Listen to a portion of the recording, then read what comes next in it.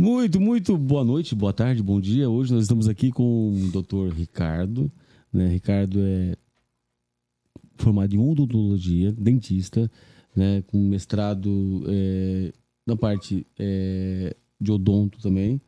É coordenador do curso de odonto da Life Unique, da Uniavan, né? Juntamente com o professor Adilson, que todas as quartas-feiras está conosco aqui no podcast, né? E hoje o Adilson prometeu ser mais sucinto nas suas perguntas, que estão demorando 5 minutos, parece um tratado da Antártida, né? De 5 minutos para 1 minuto. Ele vai tentar conseguir com Ritalina, ele vai conseguir, em nome de Jesus, né? Fazer as perguntas de 1 minuto para o Ricardo. Bem, Ricardo? Tudo bem, Rodrigo? Bom, primeiro, obrigado pelo convite. É um prazer estar aqui com você, com o Adilson. O Adilson é parceiro lá da faculdade. Vira e mexe, a gente senta lá na sala e bate papo. Eu me aproveito de uma consulta psicológica sem ele saber, né? Nem preciso pagar. Adilson, tudo bem? Tudo certo. Como está você? Vou ser monossilábico hoje? Seja livre de qualquer coisa, mas lembra que o pessoal aqui trabalha amanhã às 5 horas da manhã. O Arthur trabalha, precisa casar. Então, assim, o Ricardo também. Tá 7 horas da manhã, tem que ir lá com o jornal lá da 89. Então, mas a gente estava conversando na rádio esse tempo atrás. O Ricardo esteve contribuindo lá com o programa da 107, né? E nós estávamos falando justamente sobre esse medo, essa fobia de dentista, né? Essa questão, quem tem mais medo é da agulha ou é do motorzinho que vem para cima, né? O fato é que dói, né? Dói. É inevitável. É inevitável, eu quero dizer, o dente é inervado, né? Então... Sabe que eu já tive que fazer atestado de pânico para paciente fazer com anestesia geral, cara? Ah, não, sim, é que tem gente... Eu tinha... E nem era para paciente sindrômico, tá? Era paciente, teoricamente, com cognitivo preservado, sim, que era fobia mesmo. Porque geralmente aqueles pacientes com retardo mental leve, grave, ou até com autismo, você faz pela questão de a psicoagitação, né? Mas eu já fiz uns 2, 3, assim, que o cara teve que... eu já tive muita gente, assim, eu já tive... Quando eu comecei na profissão, tinha um paciente que era amigo meu. Ele tinha lá seus 50 anos, ele quebrou um dente. Aí, eu começando ali, fiz o preparo do dente. Meu senhor. E aí eu falei pra ele, agora eu vou precisar moldar. E tu botou aquela... Aí eu tinha que botar aquela pasta lá, né? Aquela pasta com os chicletes. Aí eu falei aí o Adilson vai poder vai me ajudar aqui. Aí tu colocou a pasta? Eu falei pra ele assim, agora você só precisa respirar pelo nariz. Coitado. Pronto. Não consegui mais. Ele simplesmente não deixa... ele não conseguia mais. Ele não... Eu ia colocar a moldeira na boca dele, ele botava a mão, afastava a minha mão. Foram 5 sessões tentando fazer a moldagem para ele. Aí tu mandou para 7 correntes da quinta-feira para poder libertar. Naquela época, né? Aí ele não conseguia e aí eu ficava mais nervoso. Eu estava começando na profissão, a gente também acaba ficando nervoso com isso. Mas enfim, demorou 5 sessões para eu conseguir fazer o molde. Ah, conseguiu? Consegui. Mas foi porque tem que ficar esperando lá, né? Com aquela boca aberta, fica moldando. Isso é um fato que... Bom, aquele material, ele vai escoar a garganta.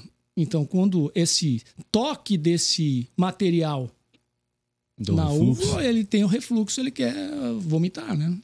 Por isso aí, a gente tem um monte de técnica, principalmente em criança, você pede para ela, desvia o foco dela. Desvia o foco. Levanta a perna, segura a perna em cima. Ou seja, você está só desviando o foco de atenção dela para aquilo que está acontecendo. Mas eu entendo, é extremamente desconfortável. Eu entendo. A sensação de fobia, de não consegue bloquear bloquear as tuas vias respiratórias. Né? Bloquear literalmente fica aquela... Já colocou? Não colocou ainda? Já. Já colocou? Tu tem implante, Edilson? Cara. Na dentadura? Adilson. Fui saber disso depois de velho. Mas assim, pessoas ansiosas têm essa sensação de sufocamento. E aí, se você não entender isso, não contribui. Né? Não, é muito difícil. E aí você pode, de repente, criar um estresse pós-trauma, inclusive, na pessoa. Eu preciso tirar o siso? Precisa. É assim. Quando a gente era primata, qual era o nosso alimento? Alimento fibroso. até o bicho, né? O bicho musculoso. Então, carne dura, o que a gente fazia? Usava muito a musculatura para mastigar. A ação muscular é que estimula o crescimento do osso. Então, o que acontecia lá atrás? Todo mundo tinha arcadas dentárias muito largas, muito grandes. Por quê? Porque ele tinha estimulado o crescimento daquele osso através da alimentação fibrosa. A partir do momento que a gente foi evoluindo na civilização, nossa alimentação passou a ser mais mole. Consequentemente, nós não damos mais o mesmo estímulo muscular para o crescimento do osso. E isso em gerações e gerações e gerações e gerações e gerações, a nossa arcada é extremamente estreita se comparado com os primatas. Como é que eles anestesiavam antigamente? Que era? A bebida? Como é que é? Como é que ela anestesiava? Tipo, falando em primata, eu me lembrei do livro Náufrago. Olha, não anestesiava nenhuma. Como é que arrancava o dente? Na garra, já viu? Pega na internet aí, pega... Náufrago? Náufrago com o negócio Você lembra do Náufrago, o filme do Você Tom sabe Hanks? que eu atendi indígenas. Indígenas sem estar tanto na civilização. Eles eram todos mais baixos do que eu, não que eu seja alto, mas mais baixo do que eu. Não fosse regra. Eu posso a regra para você ver como eles eram baixos, né? Eles muito baixos, mas o rosto, a arcada, extremamente larga, por causa da ação muscular que eles exercem na alimentação. Então isso vai estimulando o crescimento e aí dá espaço para o terceiro molar, para o dente do siso. A partir do momento que a gente evoluiu na civilização, a gente passou a ter uma alimentação mais Mas a galera mole. não consegue mais mastigar, né? Eles se engolem, isso prejudica, né, cara? Até o bicho que você come, a carne que você come, onde ele tá? Esse bicho aí tá parado lá ou num passo, não tá se movimentando. Então a carne dele também já não é mais tão dura, fibrosa. Sim. A gente não usa. Aí você vai falar assim, não, mas eu vou pegar meu filho, vai nascer, eu vou dar carne para ele. Tudo bem. Ele vai evoluir até o potencial que ele tem hoje. Para que essa alteração a ponto de agora todo mundo ter o espaço para o dente do siso, também iria demorar centenas de anos para que a gente vá evoluindo em relação a essa atividade muscular, vamos dizer assim, né? Mas isso é importante, Ricardo. Quando você fala da estimulação, e a estimulação ali funciona para todo mundo, né? Estimulação cerebral, estimulação no sentido motor.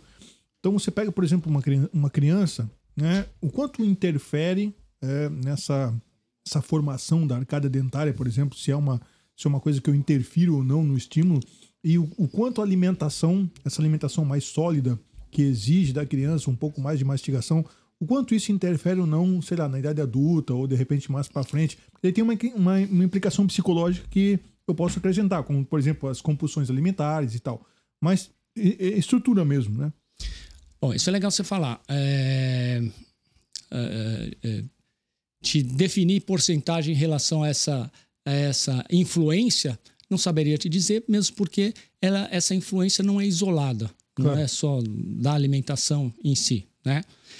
Mas assim, o que é mais importante hoje, todo mundo, a gente estava conversando um pouquinho antes aqui, todo mundo nasce com o osso de baixo, a mandíbula retraída, jogada para trás. Ela é mal desenvolvida, vamos dizer assim. Claro que para aquela fase tá normal. Essa parte de baixo aqui, Ricardo? A parte de baixo da boca, beleza? Todos nós nascemos com isso aquém do crescimento. Tá.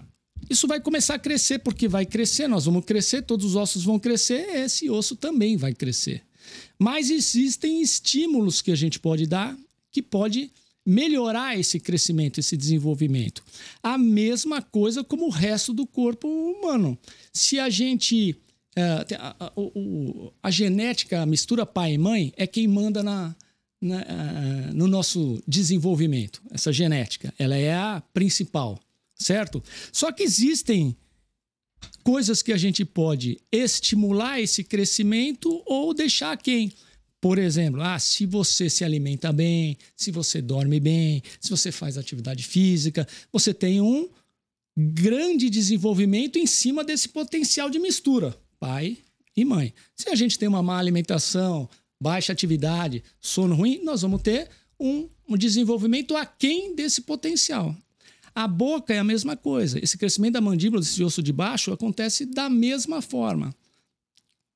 Quais são os estímulos que essa criança tem, esses estímulos naturais que a criança tem, para que esse osso cresça atingindo o potencial máximo dele? Então, primeiro é amamentar. Então, a criança que amamenta, o que ela faz? Ela joga essa mandíbula, esse osso de baixo, para frente, para conseguir segurar o seio da mãe. E aí ela vai fazer um exercício, um esforço gigantesco para tirar o leite da mãe. Esse exercício e essa ação de levar a mandíbula para frente está estimulando esse osso de baixo a crescer. Beleza. Quais são os primeiros dentes de leite de uma criança a nascerem? São os dentes da frente.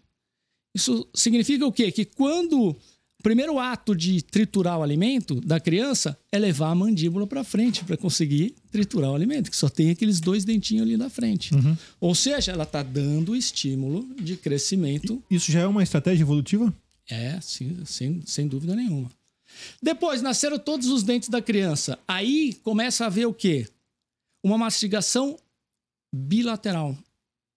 Então, quando ela vem para o lado direito, ela estimula o crescimento da mandíbula do lado esquerdo. Quando ela vem para o lado esquerdo, ela estimula o crescimento da mandíbula do lado direito.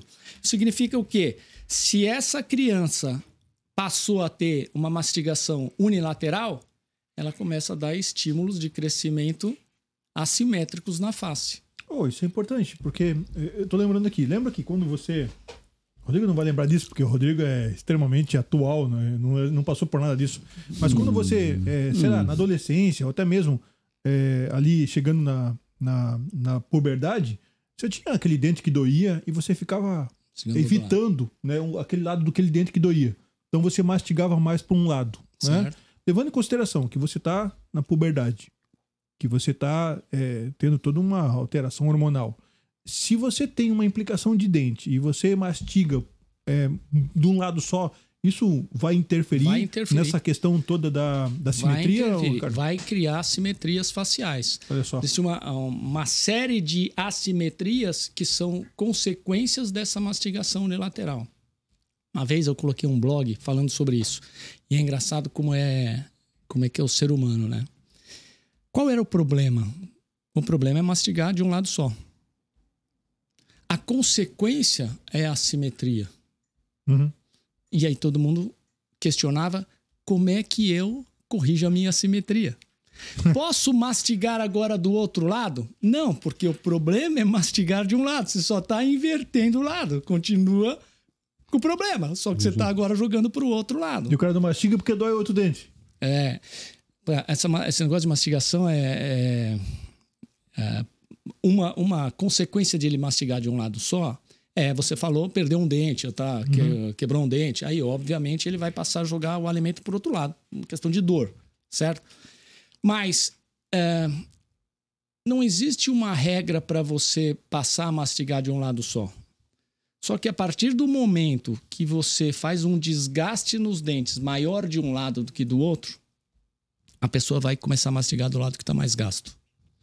E aí, vamos lá. Estão preparados? Não. O cérebro é um computador, ele é um computador melhorado. Né? Bill Gates e Steve Jobs não conseguiram fazer algo parecido. E o cérebro quer que a gente sobreviva. Então ele quer fazer com que a gente gaste a menor quantidade de energia possível. Quando a gente vai mastigar, a gente vem para um lado e vem para o outro. A gente não mastiga, abre e fecha.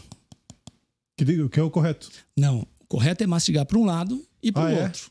E alternando o alimento para um lado e para o outro. Isso mesmo. Beleza.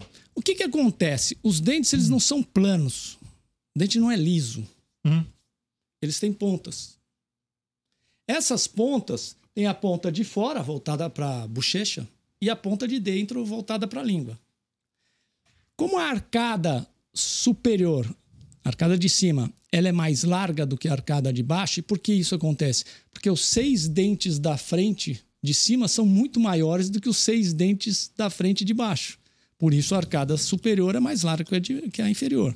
Consequentemente, o que a gente tem? Uma arcada superior é uma tampa, a arcada inferior é a panela. Como tem essas pontas, a ponta de fora do dente de baixo está entre as pontas do dente de cima. Certo. Se eu venho para o lado direito, a minha ponta de baixo vai deslizar sobre a ponta de cima. Beleza? Quando essas pontas deslizam, porque não é plano, é ponta, na verdade você está abrindo a boca. Se você está deslizando ponta com ponta, você está abrindo a boca. Você está abrindo a boca da onde? Do outro lado. Então, quando você vem por um lado, você está abrindo a boca do outro lado. Opa, abrir a boca é o quê? É gastar energia. Cara, isso é uma complicação, né? Parece que você fazia o balanceamento do carro, pô. É isso mesmo. Exatamente esse exemplo que você dá que eu dou dentro do consultório. Por quê? Se você veio para o lado direito e abriu a boca X do lado esquerdo, o seu cérebro fez uma conta. Opa, quando o Ricardo veio para o lado direito, ele abriu X a boca do lado esquerdo, gastou X de energia. Se eu vim para o lado esquerdo agora e eu abro X mais Y a minha boca, significa que eu gastei mais energia. Para vir para o lado esquerdo, eu gastei mais energia. Logo, o meu cérebro... Opa, peraí. O Ricardo, para vir para o lado direito, gasta menos energia. Vou mandar um estímulo para a língua dele, jogar o alimento sempre para o lado direito, porque é o lado que ele vai gastar menos energia. O que vai acontecer? Ele vai ficar gastando aquele dente do lado direito, cada vez mais, abrindo cada vez menos a boca. Então a pessoa começa só a mastigar daquele lado. E aí começa o quê? Os estímulos de assimetria facial. Porque existe a questão músculo envolvida nisso. E quanto mais ativo é esse músculo, mais crescimentos a gente tem tendência de osso. Isso faz com que a gente, com uma mastigação unilateral, a gente dá estímulos de crescimento dessa arcada de forma assimétrica. Consequentemente, nosso rosto vai ficar assimétrico. Pô, é interessante o Ricardo falar isso aí, Rodrigo, porque tem toda uma implicação que vai chegar até nós com questões psicológicas e psiquiatras. Por quê? Que tem a ver com o rosto, a face. Autoestima. Então, não só isso, mas, cara, a autoestima vem a partir, por exemplo, da simetria. A gente sabe que a simetria do rosto, ela é uma porta de visitas para você ter acesso à sociedade. Tu sabe que você não é igual, né? Não. Mas ninguém é igual. Teu olho... Não. Boca, você tá falando, ó, vai que você já percebeu. Não entra nessa Você é seara. craque, cara. Não entra nessa seara. Isso mesmo. Porque a tua sobrancelha tá mais para cima da direita do que para a esquerda. Qual que é o problema? Qual que é o problema? Qual que é o problema disso? O problema é que, evolutivamente falando, as pessoas que têm o rosto mais assimétrico, isso comprovado com pesquisas em Harvard, elas têm mais acesso facilitado na sociedade. Ele consegue pegar emprego mais facilmente, ele consegue passar numa entrevista de emprego, ele consegue ser aceito em grupos. Mas isso muda, né? Totalmente. Não, aí que tá, peraí. Não. A simetria não. Ela é... Rosto largo. Não, peraí. A simetria do rosto, que é o quê? Se você chega em casa hoje, tira uma foto frontal do seu rosto e divide na vertical e na horizontal e verifica até que ponto o lado direito é a mesma coisa que o lado esquerdo. Não é mesmo. Ninguém é. Não é. Ninguém. Então o que acontece? As pessoas... foi feita uma pesquisa na época do Bill Clinton e eles chegaram à conclusão de que o Bill Clinton tinha uma preferência social por conta da simetria do rosto dele. As pessoas aceitavam mais ele na política. Isso, inclusive, tem estudos relacionados a isso. Por quê? Antes de jornalista ou depois de jornalista? Olha só, cara. Onde eu quero chegar? O cara fica falando que eu fico dando uma introdução muito rápida pra fazer a pergunta. Cara, eu preciso... Tu é o Bill Clinton, cara. Botar no Bush, cara. Eu preciso falar aonde eu quero chegar pro Ricardo. Aonde eu quero chegar pro Ricardo? Porque, olha só, até com medo. A simetria do rosto é extremamente importante para uma aceitação social. E aí nós estamos falando sobre hoje... como é que... falam sobre a harmonia facial. Isso tem a ver também com o odonto que o Ricardo fala. Mas vamos pegar a tua época. filmes da década de 70. Nossa, Hã? 70, 80. Não tinha nascido. Você pega os atores de televisão. Aqui pega o Superman ali. Se você pedir pra esse cara abrir a boca, né? Abrir a boca, o que você vai ver? Os galãs da época, as mulheres bonitas da época, com os dentes tortos e tudo amarelado. Né? É só pegar os filmes. E aí você pega hoje as pessoas. Não, cara, Superman não tinha. hoje não. Hoje os atores de televisão, tudo dente branquinho, cara. Tudo alinhado e tal. Facetas. Então, Ricardo, o quanto isso é culpa, no bom sentido, da odontologia, que trabalha essa aceitação social na harmonização facial, que trabalha a aceitação social no alinhamento dos dentes, né? Isso tem... Eu tinha uma jornalista da Globo, que era Rosana Jatobá. Uhum. Jatobá linda. Sim. E aí eu fui estudar sobre essa parte da mandíbula. A mandíbula quadrada. São as mulheres mais bonitas que existem. São os homens também. Pois então, mas aí os nossos antepassados na savana africana já sabiam disso. Antes da gente. Mas foi mudando. Tanto é que houve uma época na Inglaterra, você olha para as rainhas, cara, elas, teoricamente, ao nosso olhar, a gente se acha bonito, né? Mas eu fico olhando, às vezes, o OVNI olhando para nós, né? 5 dedos largos, né? 5 dedos largos, 2 buracos aqui, uma boca aqui, né? 2 buracos aqui. A gente tem um padrão de beleza nosso. Né? Mas quem diz que nós somos belos? São belo que lhe parece, diz poeta, né? Belo que lhe parece. Sim. Mas eu te entendo, assim. Mas isso foi mudando a questão. Mas muda de sociedade para sociedade. Então, se você pega, você falou da Rosana Jatobá. É o nosso padrão de beleza em termos de mandíbula mais larga ou mais visível, vamos dizer assim. Sim. Mais proeminente. Então, e a questão né, para você responder. Desculpa. No Egito, lá atrás, não era isso. O padrão de beleza não era esse. Eram rostos mais afilados. Sim, então, mas o queixo sobressalente, não era? Não como é hoje. Não é quadrado, mas era... Sim. Os lobos? A turma tudo tinha a lupa, tudo quanto é lado. Aqueles lobos, tudo quanto é lado. Mas essa é a questão, né? Eu acho que você se sentir bem, Edilson. Assim. Eu acho que o Ricardo não vai fazer... Não, mas aí é a importância da odonto nesse aspectos psicológicos. Porque daí, a pergunta que eu faço é a seguinte: se eu quiser hoje dar uma recalchutada no meu rosto, não tem jeito. Né? Aumentar a minha mandíbula, né? Fazer uma harmonização. Mais, Edilson, pelo amor de Deus, Edilson, pelo amor de Deus. Tem que cortar, Edilson. O dentista faz isso, branqueamento, essa coisa. Eu posso procurar um profissional dentista e eu saio de lá, né, preparado para... Então, vamos por partes, Edilson, senão é assim, você pode fazer. Hoje a gente existe a harmonização facial. O profissional dentista faz tudo isso. O dentista faz a harmonização orofacial, que a gente chama. Essa é uma especialidade que era médica e há alguns anos atrás passou a ser odontológica também. E o dentista executa esse trabalho.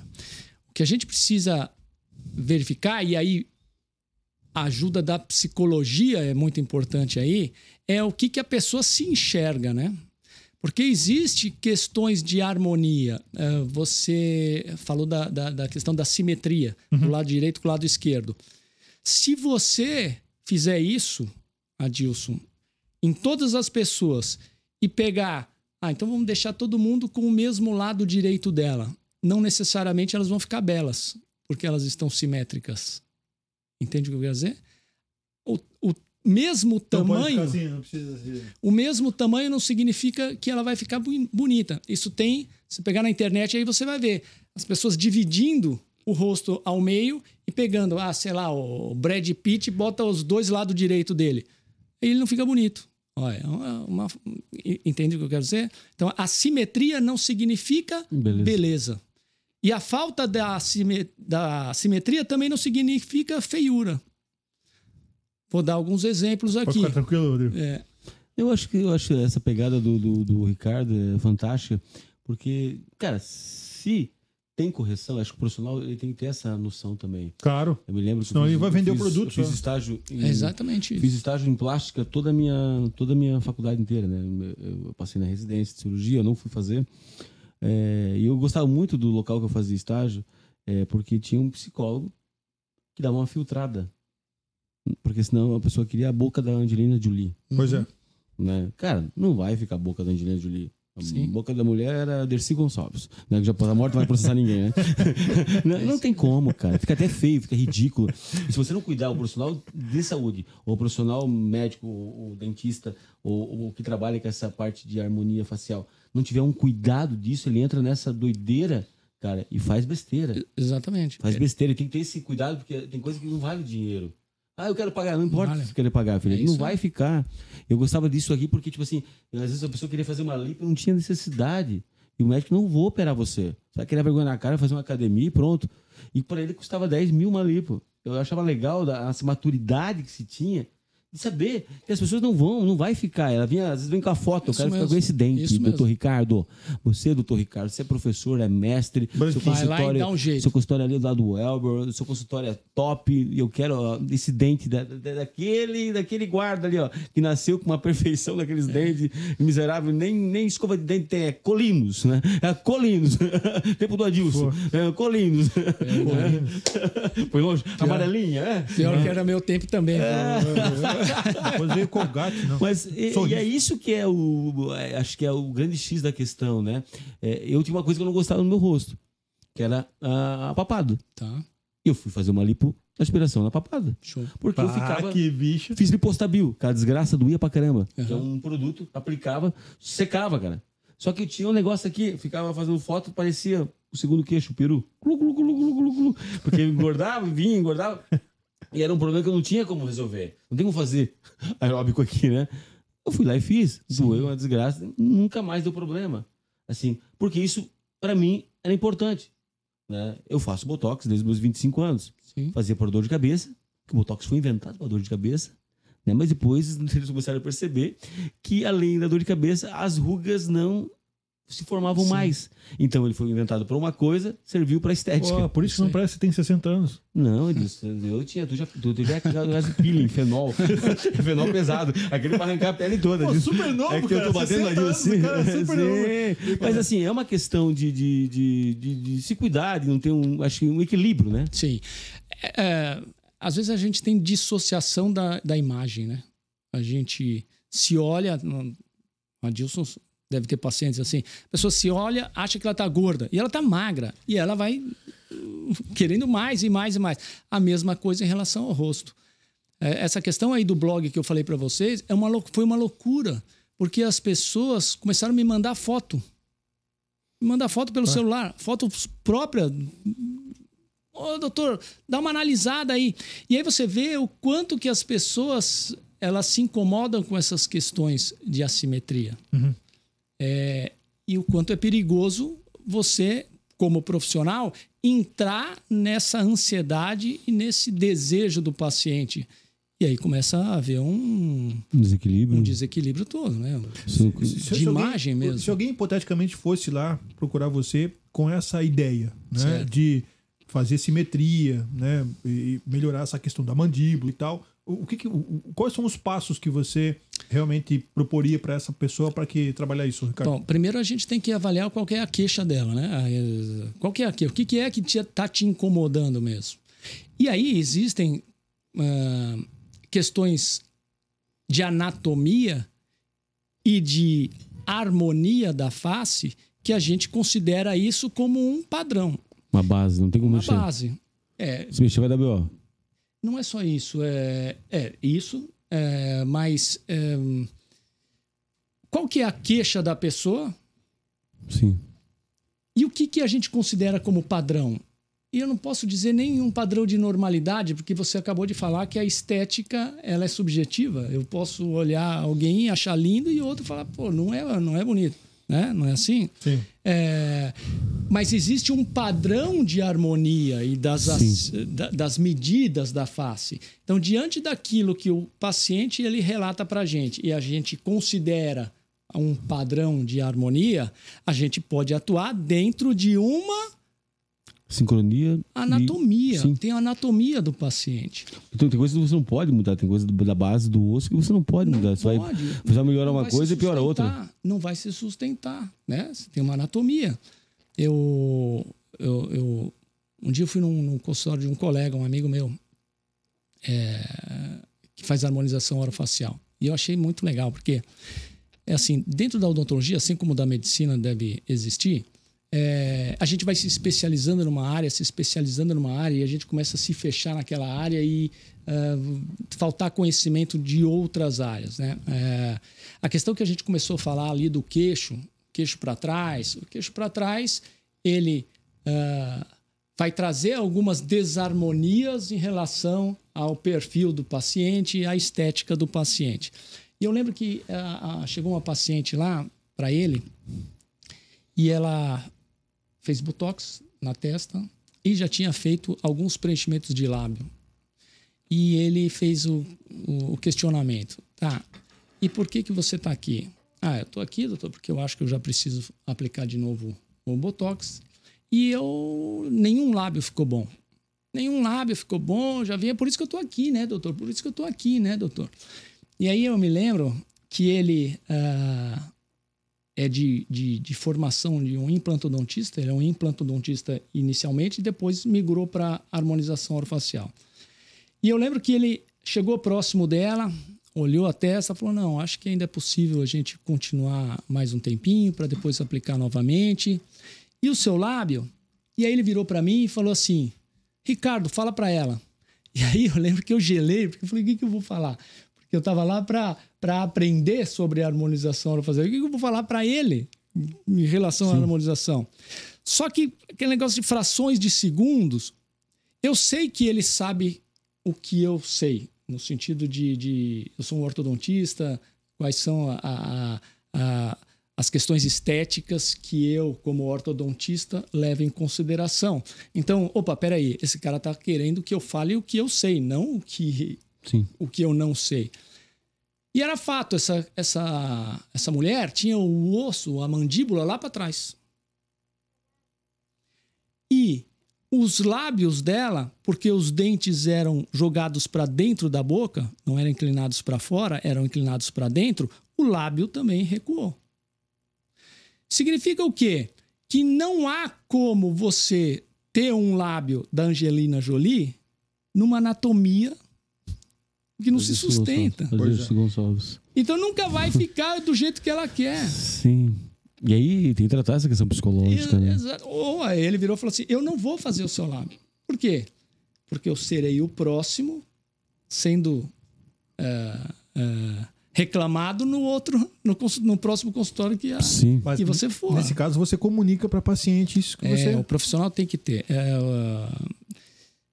Eu sou da seguinte opinião. Tudo você tem que falar para o paciente, no sentido de que se ele pode ou se ele não pode, e o porquê ele pode e o porquê que ele não pode.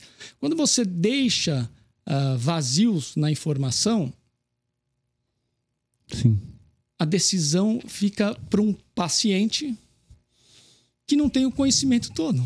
Falar uma besteira, geralmente, às vezes. Ele vai Ele até pode falar, mas assim, ele tá consciente que foi falado a verdade para ele. Doa quem doer.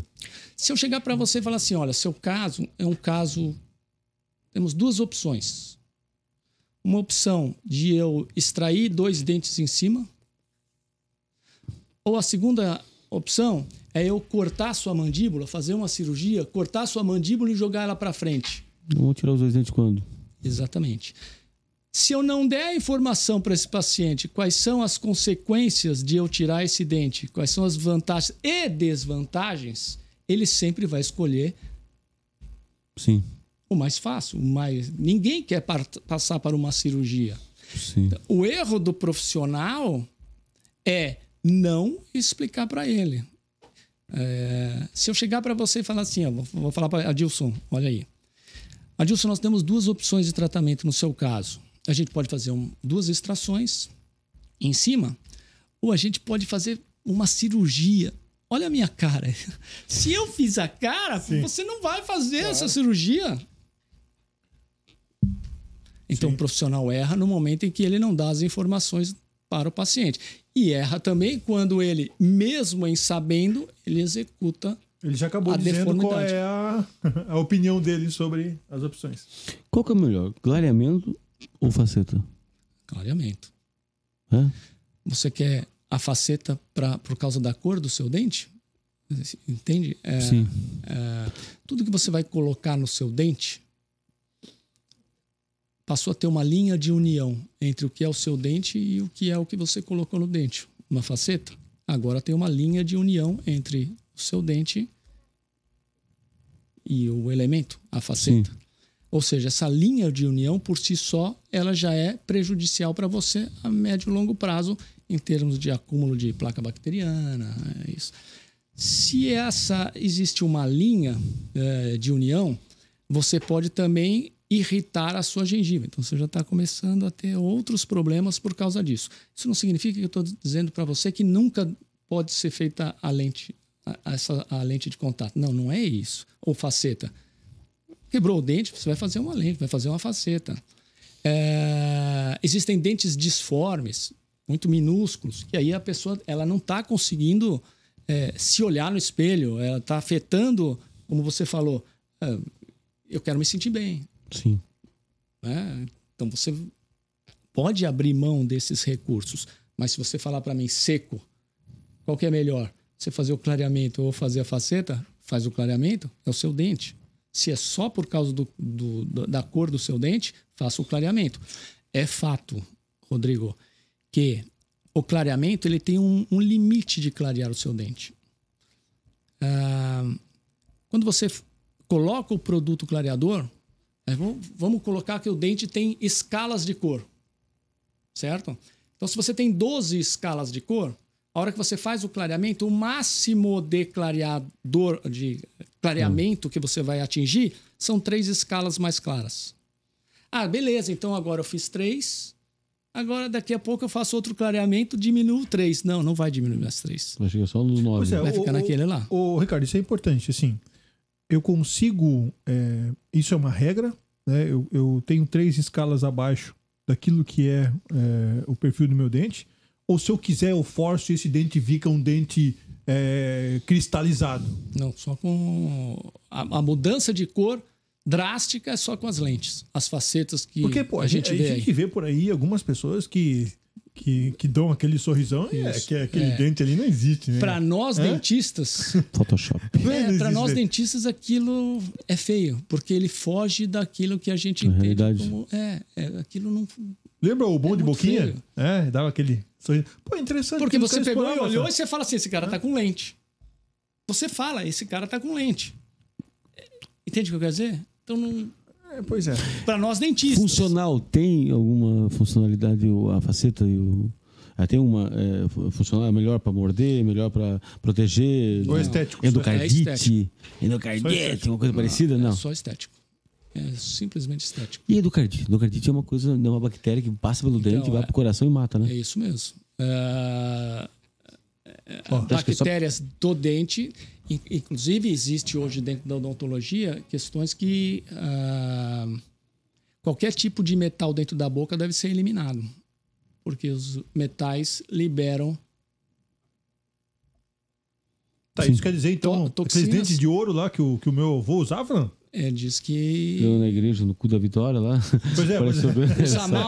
Os amálgamas que contém mercúrio. Por muitos anos a gente usou amálgama. Eu não sei se vocês sabem da história, que um dentista, como é que descobriu? A gente brincava. Eu brincava. Não tinha o termômetro? O mercúrio. Às vezes quebrava aquele termômetro. E a gente ficava brincando com aquele mercúrio na mão. Sem saber. E a mãe da gente deixava a gente brincar com o mercúrio ali. Bom, enfim... o amálgama, por muitos anos, foi o nosso material restaurador de eleição. Né? Hoje existe, dentro da odontologia, trabalhos que comprovam que os amálgamas, eles, mesmo estando na boca já com a mistura, com a limalha de ferro, eles liberam toxinas. E isso vai para a corrente sanguínea. Então, existe a necessidade de remover esses amálgamas e trocar por materiais que não são tóxicos. Então, os metais são tóxicos para a gente. Então, eu não estou dizendo para você sair daqui, sair correndo lá e trocar as peças de metal. Não, eu estou só mostrando que o que a gente precisa fazer é ser mais biológico do que esse dente de ouro que o Rodrigo quer colocar ali, então não... O de Acho ouro horrível. não era o... Não Acho era horrível. o... Não, assim, eu vou respeitar a fé de cada pessoa, mas assim, eu sempre digo assim, cara, pessoal, ele tinha uma cultura, né? O Adilson ia numa igreja quando era pequeno, e aí na igreja dele eu vi um cara orar lá e Dente de ouro. Dente de ouro. Eu achava aquilo, eu lembrava de filme de terror. Eu lembrava Não é daquele filme era a do. boca inteira, cara. Daquele filme de terror que teve um filme da década de 70 do Cobra lá, aquele cara com o dente assim, pra cima do cara. Achei horrível o dente de ouro. Pra quê? E qual a finalidade disso? Porque assim, o cara não tem dinheiro pra comprar e fazer uma obturação, aí tudo bem. Então Deus pode fazer isso, o cara não tem dinheiro. O cara não tem dinheiro, tudo bem. Porque é quase impossível, mas tudo bem. Agora, aparecer com dente de ouro, tem carro, tem tudo, aparecer com dente de ouro, vai contar uma história pro santo, Então, conta aí pra qualquer um enganar. Mas tem um negócio. Por que o ouro? Porque o ouro é o elemento mais próximo ao dente em relação a índice de contração, dilatação e dureza. Ó, tá aí, ó. Então, o ouro... Pode colocar, cara. Titânio. Se você pega porcelana lindo, maravilhoso. Mas é um elemento muito mais duro do que o dente. Muito mais duro que o dente. Então, se você tem peças de porcelana, quando você dá o impacto da mastigação, por isso ser muito duro, ele joga isso. Mas lá era no ouro osso. mesmo? O pessoal das antigas era ouro mesmo? Ouro. Era ouro, cara. Então era uns monte de vaca miserável. Com dente de ouro. Aquele guardar dinheiro, Aqui na morreu, frente vai aqui, ó. comigo pro inferno. Não, é que existia também, passou a existir o quê? Status, né? Da Sim. mesma forma como a gente usa a porcelana é o bonito, né? Antigamente, quem tinha ouro era o status. Mas tu falou que o ouro é muito mais similar ao dente normal. Função, Função, mas tinha ele é status. melhor. com certeza. Em relação, Palitinho do dente, que é? Vou fazer, ó. quando eu falo melhor, esquece a parte que ele é um metal e ele libera tóxico, beleza? Vamos falar da parte estética. Da parte estética, por que se escolhia o ouro lá atrás? Porque era status. Sabe os alinhadores? Os alinhadores para alinhar os dentes? Sim. Os plásticos, beleza? Tá. É louco, né? Aquilo foi feito, desenvolvido para não aparecer. Você usar um aparelho ortodôntico sem a necessidade das peças. Sim. Para ser estético. A maioria das pessoas que usam o alinhador fazem questão de mostrar que estão com o alinhador. Por que isso? Por status. Por uma questão de status. Porque é um aparelho com valor agregado maior, valor monetário maior. Então eu uso o alinhador, eu não uso o aparelho metálico. E o ouro entrava nesse mesmo esquema. Eu estou usando o ouro, que é mais caro, que é mais valorizado na época. Entendeu? Naquele dia você falou sobre a articulação do temporomandibular aqui, que tem um desgaste também. Ele pode sair fora, dependendo da mordida que tiver. Sim. Por exemplo, o Adilson já tá numa fase da vida dele que ele morder, vai cair fora. Vai ter que chamar, tipo... Mas Lembra aquele filme, moleque, cara. lembra aquele filme do Pé de Mel moleque. Gibson? Pinhão, cara? pinhão. Dá com o osso, que dá com o ombro. Então, o Adilson acabou. Pá! Esse é amor e ódio, não é amor e ódio. Ele pega meu pé direto, um monte de coisa. Então, quando eu posso ter uma oportunidade, eu vou fritar ele. Não Essa nem da saber. papada aí. Eu vou explorar isso. Isso aí eu vou explorar. Spoiler, mas o Adilson ele tem problema com bem o que ele morde hoje, não dá pra morder. Tem que cuidar quando ele vai morder, tem que ser mole, uma coisinha bem mordezinha assim. Morder uma coisa dura, pá, cai fora. Desencarrilha. A questão dessa articulação temporomandibular, ela causa dor, ela causa incômodo, ela causa. Não sei se é qual pior, o bruxismo ou ela. Né? Literalmente. Uma é consequência da outra, né? O problema articular pode ser consequência do bruxismo, né? Mas o bruxismo, como a gente já falou, é psicossomático. Então, nós dentistas não tratamos o bruxismo. Nós fazemos aquela placa para proteger os dentes. O cara quebra? Ele quebra, ele desgasta, ele perfura. Mas tá tudo dentro. Ou seja, está desgastando algo que ele... Tipo os cachorros, troca. os bulldogs, então quando eles pegam o negócio correndo. Isso mesmo. Só que o dente, se eu não botar a placa, ele vai arrebentar os dentes dele. Então, o que a gente está fazendo... A ansiedade que o cara chega, né, cara? Ele fura mesmo. Agora, a articulação que você está falando, existem... Por que a gente... A maioria das vezes, a maioria dos problemas articulares estão relacionados a um engrenamento do dente e equilíbrio mastigatório. Lembra que eu falei, mastiga de um lado só? Você está comprimindo e estirando a articulação exageradamente. Isso faz com que você tenha tendência de problemas articulares. Pessoas que têm a mandíbula para trás ou a mandíbula para frente, o osso de baixo para trás, ou o osso de baixo para frente, que a gente estava falando, como é que você falou? O Mutley. Essas pessoas, eles não encaixam os dentes corretamente. Olha, eu me lembro de uma amiga que eu tinha na faculdade, uma médica, gente boa demais, assim, mas ela tinha o pragmatismo, né? Literalmente. E ela operou, cara. Ela cortou, né? Isso mesmo. Cortou e, ela ficou outra pessoa, literalmente. Nem tu se operava, ficar outra pessoa, assim. Literalmente. Mas é uma questão, anatomicamente, era desproporcional. Você começou a falar que isso vem desde a infância, alguns tem a genética, a anatomia também, que vai mexendo com tudo, né? Mas é uma questão que mexe diretamente, né, com a pessoa em si. Eu acho que isso é uma coisa até racional, uma coisa que se deve procurar o mais rápido possível. Não sei qual a idade que se pode operar também. É assim, lá atrás, tem que ir lá, não vai operar lá atrás. Mas para que eu enxergue que essa criança vai desenvolver um problema, ela tem que vir o mais cedo possível. Então, completou a dentição de leite, tem que levar num ortodontista. Tem que levar num ortodontista para que ele possa enxergar qual é o padrão de crescimento dessa criança. E aí ele consegue intervir. Se é uma criança que tem a mandíbula para trás, ele vai intervir para que essa mandíbula desenvolva. Ele vai dar o quê? Estímulos. Através de aparelhos, ele vai dar estímulos para que essa mandíbula cresça durante a fase de crescimento. Cresceu, acabou a fase de crescimento, essas assimetrias só cirurgicamente. Aí tem que ser resolvido cirurgicamente. Que nem a mulher que eu falei do consultório do colega lá. Com a mandíbula para trás. Qual é o tratamento dela? Cirúrgico. Ela precisa fazer uma cirurgia. Quando essa pessoa não tem os dentes encaixados, não encaixam corretamente os dentes, ela automaticamente busca um lugar para conseguir encaixar esses dentes. Se você tem a mandíbula para trás, está tocando num único dente, isso te traz dor. E aí você foge dessa dor. É a mesma coisa que eu pegar um prego e colocar debaixo do sapato do Adilson e falar: Adilson, passa o mês inteiro aí caminhando com esse prego. Dá tétano, do jeito que ele tá, dá tétano. Não vou ter certeza disso. Tá tétano? Cara, isso é coisa tão sério como tétano. Agora o TDAH, porra, um dia eu fui fazer uma visita num paciente. Um cara, trabalhador, chefe de obra.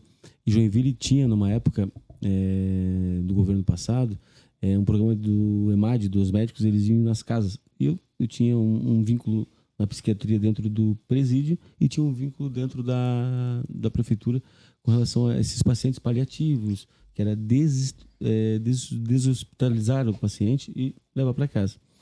E nós fomos visitar um paciente, cara, com tétano, que é uma coisa assim absurda. Sim. Ele furou o pé numa segunda-feira. Outra semana, na segunda-feira, ele convulsionou. Tétano foi até hoje, tá? 10 anos. Não fala com ninguém, geme, só convulsiona por causa de uma falta de cuidado simples. Você tá falando com relação a dente, porque é uma porta de entrada, né? A boca, a boca, nossa, não tem mais bactéria que o dragão de Komodo, né? Porque o resto... ali tem. Dependendo de alguns, da igreja do Adilson, tem bastante bactéria mesmo, da língua que tem, bastante bactéria. O dragão de Komodo, lembra do dragão de Komodo? O dragão lá da Austrália? Porque a boca tem 3 inervação. Nós temos bactéria na boca, não tem. Se eu pegasse e tirasse todas as bactérias do seu dente, 20 minutos depois, ele está cobertinho de bactéria novamente. Né? Isso não significa que elas são só para o mal. Também temos bactérias a nosso favor. Né? Mas é fato que... Pô, não fala nisso, já... Né? Sobre bactéria no corpo. Quem tem toque gera. Não, mas são necessárias, né? São bactérias para a vida, para a proteção, na verdade. Sim. O nosso pH da boca é 3, acho que é 3 ponto alguma coisa, né? Isso. Ele vai diminuindo, né? O pH de uma mulher é super ácido. Quando está muito alto, favorece a entrar no organismo para matar, para poder se proliferar. E nós, quando jovens, temos um pH mais ácido e quando mais velhos, temos um pH mais neutro. Significa que, por isso que as crianças tendem a ter mais cáries e os adultos menos cáries e mais tártaro, porque as bactérias existem ali. Se você tem um pH mais ácido, você permite que essas bactérias permaneçam sobrevivendo por mais tempo. Se você tem um pH neutro, essas bactérias não conseguem sobreviver, mas elas permanecem lá. Então, o que acontece? O que é o tártaro? É um monte de bactéria, uma em cima da outra, todas mortas. Se você tem bactérias vivas, elas são cariogênicas. Uhum. Então, a pessoa vai comer qualquer alimento que tenha açúcar, então carboidrato, açúcar. Essas bactérias se alimentam desse açúcar. E o que eu brinco que elas fazem o cocô, né? Elas fazem o cocô. Qual que é o cocô? É um ácido. E é esse ácido liberado que perfura o dente. Quando perfurou o dente, a bactéria entra ali. Por que ela entra ali? Porque é quentinha, é úmido e a escova não consegue chegar lá. Agora eu vou lembrar disso quando eu for comer pé de moleque, cara. Pô, a quem foi falar isso, cara? Pô, não fala isso, cara. Você tem um monte de... Né, na boca. Está fermentando, está fermentando. É uma coisa interessante, né? Tipo assim, e o gosto também, essa questão dessa remodelação dos dentes, interfere um pouco no gosto também, essas coisas de facete deve interferir, né? Porque, tipo assim, por mais que a língua que seja responsável pela degustação... Não temos, assim, uma relação de alteração do paladar com a existência de uma porcelana e uma faceta ali. Não existe essa correlação. Então eu posso arrancar o meu siso, Pode. que eu não vou morrer. Não, eu vi não dois vai casos morrer. lá, eu te avisei. É verdade. Mas o que aconteceu é o seguinte: houve uma infecção. Uma infecção. E aí entrou na corrente sanguínea e aí que deu infecção generalizada. Porque não passou já um antibiótico junto, já para matar o bicho? Cara, então é isso que a gente tem que... Tu acha que foi uma negligência? Eu acho o seguinte, existem duas correntes dentro da odontologia. Não sei se é na medicina. Uma que é a mais antiga, que eu acho que é a minha, é que você dá antibiótico terapia antes do procedimento. Sim. Você protege para a cirurgia. Uhum. Com qual objetivo? Porque se der alguma coisa, ele está protegido. E depois você dá continuidade na antibiótico terapia. Existe uma corrente de não dar medicamento de jeito nenhum que colocou essas vidas em risco na hora que deu a infecção. Mas nós temos aqui também que levar em consideração o seguinte... Fatalidade é um caso único? É uma fatalidade, é caso único. Existe também o que? A pessoa não morreu no dia seguinte. Ela demandou 2, 3 dias para que a gente tivesse um problema. Então, eu não posso julgar o caso em si, porque nem conheci ele. Sim. Mas... não busca, você começou a inchar, começou a ficar vermelho. Pronto-socorro, filho. Você vai embora. Pronto-socorro. Você vai cara, embora. Uma vez alguém me ligou, pronto-socorro, meu irmão. Não, doutor, o que tu acha? Eu falei, não acho nada, me lembro até hoje. Uma vez a minha avó tinha uma tosse. Idoso, no teu caso, por exemplo, não tem mais febre. O corpo não tem mais febre. Porque a febre é importante para a vida, mas não tem mais febre. Né? Assim, a avó dá um ibuprofeno e prednisona para ela. Aí pensei em antibiótico, uma idosa, deve ser tosse de alérgica. Cara, era uma pneumonia, cara. Aí a minha tia no grupo da família, esse médico. O médico da falei, família. Desgraçada, miserável. Nunca mais. Criança, o que eu faço? Tosse. Hospital. Isso. Hospital. Peca por excesso. Isso. Peca por excesso. Eu posso passar aqui uma amoxicilina, capaz de ser alérgica ainda. Tem azitromicina, vai para a vancomicina, que é a mais poderosa de todas. Peca por excesso, Sim. Mas vai para lá. Porque, tipo assim, você às vezes quer ajudar e piora. Na verdade, o caso, eu olhei lá e, na verdade, foi a mãe foi atrás, assim, a gente... Ela foi atrás de ajuda. Foi atrás, ela disse que se ela soubesse que poderia ter esse risco, ela teria tomado uma medida mais rápida, porque ninguém acha que vai morrer arrancando um siso, né? Sim. É uma coisa assim, né? Fatalidade é o... 1 em 1 milhão, né? 1 em 10 milhões, né? Mas pode acontecer. E serve de alerta, né? Exatamente. Era uma menina jovem, teoricamente a imunidade alta, teoricamente, se tivesse tudo em paz. Também nem tanto, porque essa juventude com a imunidade baixa, má alimentação, né? A infecção chegou e foi levando embora. Exatamente. Por isso as duas correntes e eu sou da corrente que você tem risco? Tem. Então, medica e depois a gente... vai. O pessoal fala, vai criar resistência ao antibiótico. Não vou ficar tomando antibiótico a vida inteira. Você tá tomando naquele momento, aquela trabalhava pontual. Trabalhava lá em Barra Velha, as crianças chegavam tudo com catarro. Falei, o quê? Meus professores, não, só dá ibuprofeno em gotas. O quê? Moxilina, taca moxilina aí. Vamos matar esse bicho. A mãe mora lá no interior, lá em São João de Itaperiú. Até a ambulância chegar lá, meu irmão, já tá a missa de 7º dia. Não vai dar certo. Então, pega o antibiótico, pega isso aqui, vai embora em paz, na paz. Ai, doutor, eu vou criar resistência. Vai criar resistência nada. Cada dia tá uma coisa melhor, vem um antibiótico mais forte aí. E esse cuidado todo, né, do paciente, né? Então, assim... vida, né? Sim. Vida. Sim, é uma coisa assim... eu te falo por causa do medo que se tem, na verdade, não é do dente, é da agulha. Não é mas a agulha é muito fina, Rodrigo, não precisa ter medo. Mas o estrago que ela faz, filho, o estrago que ela faz é queimando tudo, né? É queimando tudo, botar adrenalina junto pra durar umas 3 horas. Dói, cara. Tu nunca tomou. Nem sente dor, né? Tu não tem dor, né? A questão da odontologia do medo é porque gera dor, né? Gera dor. Os procedimentos geram dor. Pode tomar anestesia pra não sentir dor. Mas eles geram dor. Então, por isso o medo do dentista, né? Sim. Até tinha um filme do 007 que a tortura era pegar o sujeito, arrancar todas as restaurações do sujeito e começar a cutucar. Pô, aí tu tá ferrado, né? Aí pra tu já... eu tenho restauratura, não tem mais nada. Tu dentadura mesmo. Tu dentadura mesmo. Já confessava tudo, né? Não. Dente, acho que deu dor de dente. Nós estamos falando qual que é a pior dor, a gente falou na rádio. É dor de dente ou cálculo renal? É pedra no rim. É uma pedra no rim, cara. Eu já vi cara entrar de joelho no pronto-socorro. De joelho no pronto-socorro. Ele veio assim, eu me lembro até hoje, numa história, e até era um parente meu. E assim, e só tinha eu de médico. E nós tínhamos a desavença, cara. Aquele dia ele passou por cima do orgulho, do eu, do narcisismo dele, de tudo, cara. Aí eu olhei, quando eu vi o nome dele assim, eu já senti sabor de mel, mas aquele dia, cara, eu olhei. Desavença contigo, cara? Gesiel Nardes, cara, nome do meu primo meu. Eu queria matar ele um dia. Ele falou que eu tava numa balada. E aí, ele tava numa balada. E eu tava na balada trabalhando. Naquele negócio da Bali High. Tinha do Bali High do... Eu trabalhava de terno e gravata. Eu trabalhava segurança? Segurança? Sim. E aqueles demônios pulando pra cima e pra baixo. Aquela turma toda tocando aquela música do latino que estourado a festa no AP. Meu rapaz do céu! Pá! E eu terno e gravata. Eu mais 8 segurança. E tinha o Sérgio... Fez esse cara de segurança? Não, eu era o sangue nos olhos, mano. Eu tava lá, eu era da igreja. Eu vou expulsar esse demônio aqui. Cara, eu tava lá trabalhando.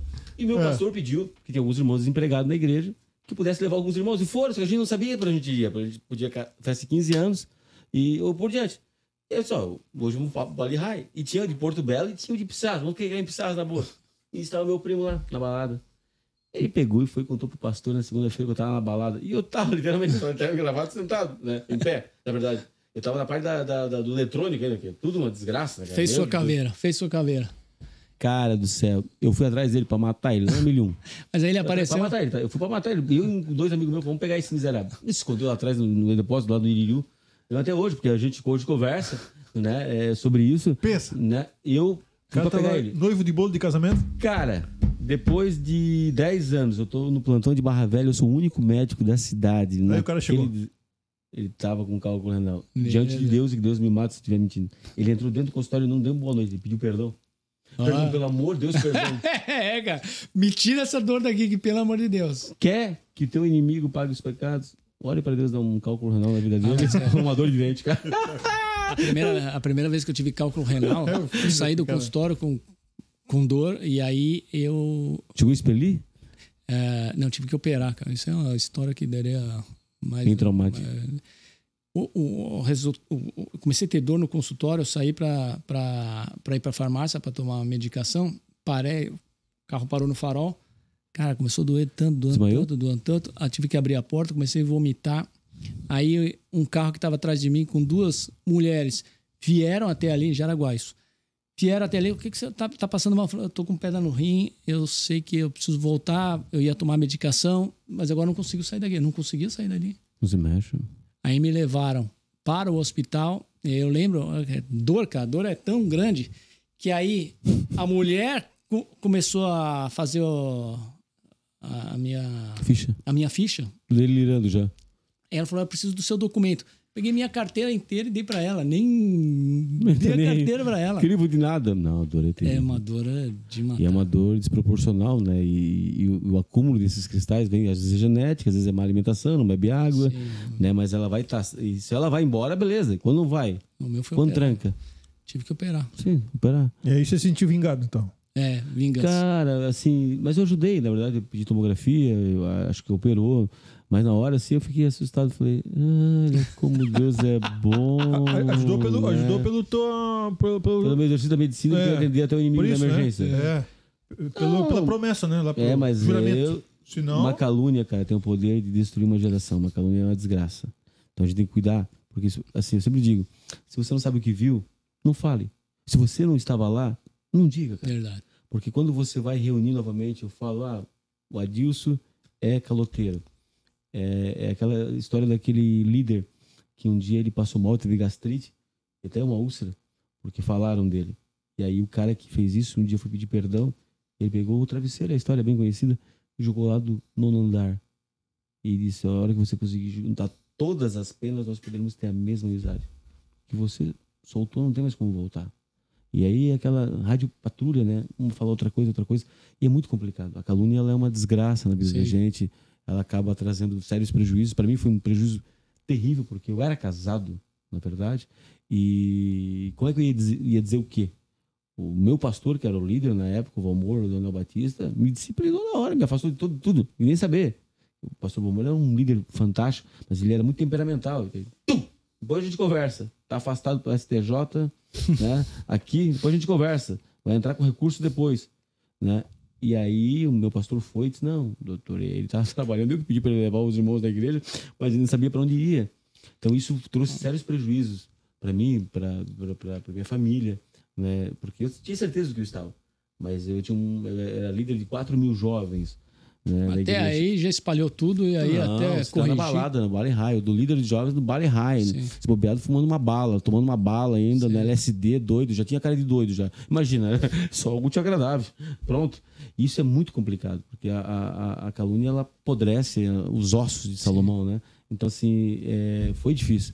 Só que, independente disso, eu sou um cara que eu perdoo muito fácil. Assim, depois de 10 anos, eu não tinha raiva.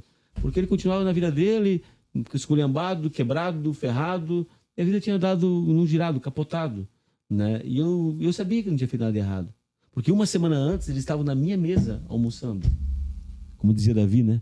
Se fosse meu inimigo que me traísse, mas tu, íamos juntos à casa de Deus. O Davi escreveu esse Salmo 55 falando sobre Absalão. Se fosse meu inimigo que me traísse, mas tu, comíamos o mesmo prato e íamos à casa do Senhor. Esse é um salmo profético e histórico de Davi. Entendeu? Eu não odeio tanto Davi assim, não. Eu tô até utilizando ele. Você acha que eu odeio Davi assim? Mas não é tanto não, assim. claro que não. Não, Nós gostamos, cara. E é uma questão de trabalhar isso. Tem coisa que não tem como. Sim. Né? Assim, nunca mais voltou a ser a mesma coisa. Mas foi uma calúnia assim, terrível para mim. Foi duas calúnias. Mas isso é impossível, Rodrigo. As pessoas elas falam o que elas querem. E, claro, tem uma consequência, mas é impossível de você. Eu acho que a consequência da semeadura de uma calúnia, de uma mentira, ela é irreversível. Lembra de Jó? Eu gosto muito da história de Jó, quando Jó vai interceder pelos seus amigos, porque eles disseram, você está em pecado, você falhou, você errou. Você torce pro Corinthians, cara, não é possível, cara. Você tem problemas mentais, cara. Aliás, você fez alguma coisa errada. O que ele vai interceder pelos amigos dele? O que aconteceu? Não deu, cara. Porque a lei da semeadura é irreversível, ó Deus. Você não tem, Deus não se intromete na lei da semeadura. É a única lei irreversível do mundo. Não se intromete. Você plantou, você pode vir para Jesus, pode se batizar no Jordão, lá no Rio, na Mano, no Jerusalém. Não vai mudar, cara. Você continua e vai pagar por aquilo que você plantou. Mesmo que você mude a sua conduta, você plantou lá atrás. e você vai colher, né? E aí acho que isso, a língua, aí vem agora da questão até da boca, ela é o que o Tiago falou, o apóstolo, no capítulo 3. Eu gosto muito disso. Ela tem o poder de incendiar um bosque. 3, inervação, 17 músculos, né? E o poder de estragar ou abençoar alguém. Então a gente tem que cuidar, muito cuidado, porque a gente é responsável. E tu, como psicólogo, sabe, você é responsável pelo que você fala. Freud falava isso. Você é escravo daquilo que você fala. Então você tem que cuidar do que você fala. Porque se você não sabe, fica quieto. Eu não sei. Tô conhecendo o Ricardo, faz duas opiniões, eu não sei. Né? Eu não posso julgá-lo por esse momento. Eu posso pegar ele num transtorno de humor, numa alteração, num problema de dívida, ou num problema de muita alegria, eu não sei. Né? Querer julgar as pessoas num corte randomizado é o problema das pessoas. Acompanhe, come 1 quilo de sal com as pessoas e depois, então, tenha a liberdade de falar quando você pagar os boletos dela. Porque eu já fui muito vítima de meu Deus do céu, de calúnia, uma atrás da outra. Assim não vai parar. Eu cheguei à conclusão que não vai parar. Ah, não vai. Não vai parar porque a gente se expõe. Você Figura se expõe. Né? Se eu falar que às vezes eu vou fazer um curso contigo, metade das faculdades não vão. Por quê? Porque tem problemas com a sua afirmação. Pelo contrário, e a gente sabe o quão você é profissional, o quanto você é ético, o quanto você é bom naquilo que faz. Né? Se eu ligasse, né, deixaria você... Não, vem pra cá, tamo junto. Se der 100, se der 200 pessoas, você é meu amigo. Dane-se o que estão falando. E mesmo que falem, você é meu amigo. Pronto. Não quero saber. Ah, mas o pessoal... Cara... Você conhece, né? Você conhece. É o Church falando, né? Se a gente for parar para tirar em cada cachorro que late, a gente nunca chega no alvo. E quando eu tenho um problema com a tua sombra, o problema está em mim, que é o seu sol. Eu tenho um problema com a tua sombra, eu tô vendo você como sombra, não tem em mim, que eu não tenho afirmação, não tenho garantia do meu taco. Por isso eu sei o meu caminho, ninguém pode percorrer o caminho do Ricardo. Cara. A questão de você conhecer a pessoa por terceiros, né? Quer conhecer, vai lá pessoalmente, pô. Sim, come 1 quilo de sal. Os antigos diziam, come 1 quilo de sal com o cara e depois, então... tem autonomia para falar sobre ele. E aí por diante. Né? Porque a gente sofre isso. E até da própria classe não tinha isso antigamente. A classe médica não se degladiava. Não é uma área... Eu não sei como é que é o odonto e psiquiatria. Mas a área da saúde é uma desgraça, né, cara? É que a nossa tem muita a vaidade envolvida, né? Tem muita vaidade envolvida no ambiente. Sim. A medicina não tinha isso. Começou a surgir. E geralmente são pessoas fracas na sua concepção, porque são as pessoas com uma ótima faculdade, com especialização, mas que tem medo. Ah, eu vou abrir um consultório. Cara, tem para todos, cara. Tem para todos. Ah, eu vou abrir um consultório. Esse cara tem problema, esse cara faz errado. Cara, segue o teu caminho. Sim. Segue o seu caminho, tem para todos. O que é meu, o que é do Ricardo, o que é do Adilson, é do Adilson, ninguém rouba. Sim. Quando a gente tiver certeza disso, a gente não se incomoda mais com nada. Né? Eu me lembro quando eu abri a clínica e coloquei 8 médicos para trabalhar comigo. Teoricamente, alguns estavam pegando consulta que era para ser minha. Cara, o que é para ser meu é meu. E pronto. E não se pode escolher o profissional. É pela letra em ordem alfabética. Ponto. A não ser que seja especificamente o Ricardo. Então, o Ricardo vai vir antes do Rodrigo. Sim. Teoricamente, ele vem. Mas depois vai para a fila. Só que assim, é a questão de você se garantir, de você saber que você não compete com ninguém, a não ser com você mesmo. Né? E isso é pobreza de espírito. Né? Eu tenho que denegrir você, tenho que falar que a sua psicanálise não funciona e o meu TCC funciona. Rapaz. Então eu tenho que falar que o implante que ele colocou é errado, certo? É esse. Não, cara, eu não sei qual era o momento daquele exato da avaliação, daquele exato momento que o Ricardo estava lá. Você não sabe quais as condições que a pessoa estava fazendo daquilo ali, sabe, cara. Isso é perigoso. Opa. Mas vai ter, cara, figura pública sempre vai ter o contrário que vai te detonar. E a questão é você ser bem resolvido com isso. O problema é que as pessoas não são bem resolvidas. E tem toda essa questão de ser resolvido você ter uma aceitação. E existe uma frase, cara, que me pegou, que foi o seguinte: qual é o grande desejo que todos nós temos? De ser aceitos pelo que nós somos, sem necessariamente você explicar por quê. Cara, isso é impossível. Os caras não vão gostar do teu cabelo, não vão gostar do teu relógio, não vão gostar da sua barba, não vão gostar do meu jeito de ser. Né? E aí, o que você vai fazer? Não dá. Né? Não dá pra agradar todo mundo. E aí, automaticamente, você vai ser vítima de calúnia, sim, vai ser vítima.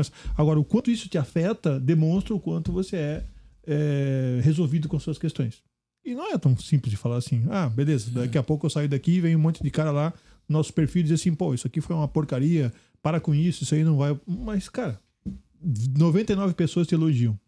Uma te detona. A gente tem a tendência de valorizar mais essa pessoa que te detona do que as 99 que te elogiaram. Por quê? Porque nós somos treinados, cara, culturalmente para valorizar o negativo. A gente quer ser aceito. É muito mais... O negativo tem muito mais poder sobre nós, culturalmente falando, uma das explicações, do que aspectos positivos, cara. Isso é uma conversa para outro momento, mas eu acho que é legal falar sobre isso. Muito obrigado, Ricardo. Muito obrigado, Adilson, por mais essa oportunidade. Fica aqui, viu? A gente vai deixar aqui o endereço do Ricardo, onde ele atende, o curso onde ele ministra, onde ele é coordenador, né, de odontologia, que oferece, além de várias coisas, oferece quase um consultório completo pro acadêmico, pro universitário e aí por diante, né? É isso aí. A faculdade lá na Life Unique, quem vai fazer odontologia, ao se formar, ganha um equipamento odontológico ao final. Negócio ver, cara. E ganha uma questão de gestão? Isso é um diferencial do nosso curso, né? A gente estava conversando aqueles dias lá que a gente dentro da odontologia é formado unicamente para realizar procedimentos, né? Só que a gente sai da faculdade e vai montar um consultório. O consultório é o quê? É um negócio. E a gente não recebeu informação sobre isso.